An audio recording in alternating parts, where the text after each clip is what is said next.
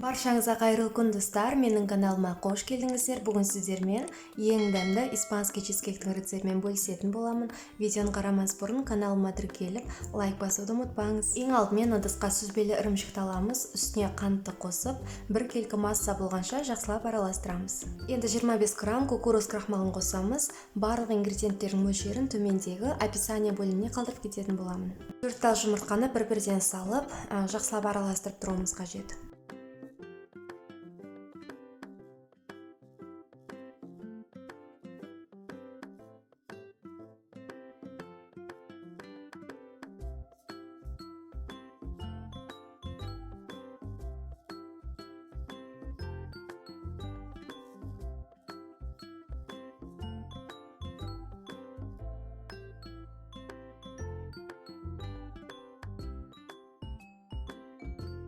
Бір қасық лимон қышқылын қосамын.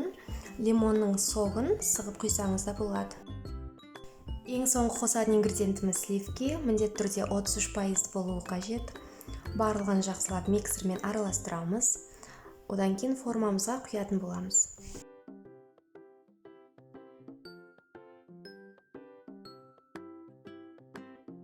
Формамыздың үстіне пергамент қағазын төсейміз.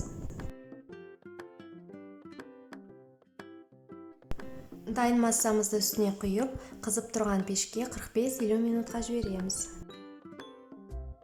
Чизкейкіміз бір келкі болып пісу үшін формамызды үстелдің бетіне осылай ұрамыз. Бірнеше рет осылай әрекет жасаймыз. Мінекей достар, менің ең сүйікті испанский чизкейкім дайын болды. Өте дәмді болып шығады. Және де беті осылай аздап күйіп пісуі маңызды. Яғни ол испанский чизкейктің өзінің ерекшелігі болып саналады. Чизкейкті духовкадан шығарғаннан кейін бөлме температурасында толықтай суығанша осылай қалдырамыз. Толықтай суығаннан кейін тоңазытқышқа саламыз. Кемінде 4 сағат тұру керек. Одан кейін формасын шешуге болады.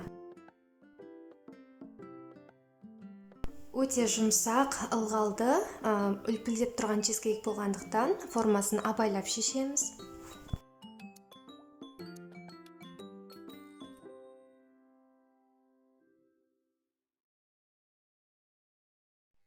Неге достар, дәмі тіл үйіретін испанский чизкейкіміз дайын болды. Міндетті түрде осы рецептпен жасап көріңіз және пікір қалдыруды ұмытпаңыз. Келесі видео рецепттерімді өткізіп алмау үшін қоңыраушаны басып кетіңіз. Сау болыңыздар.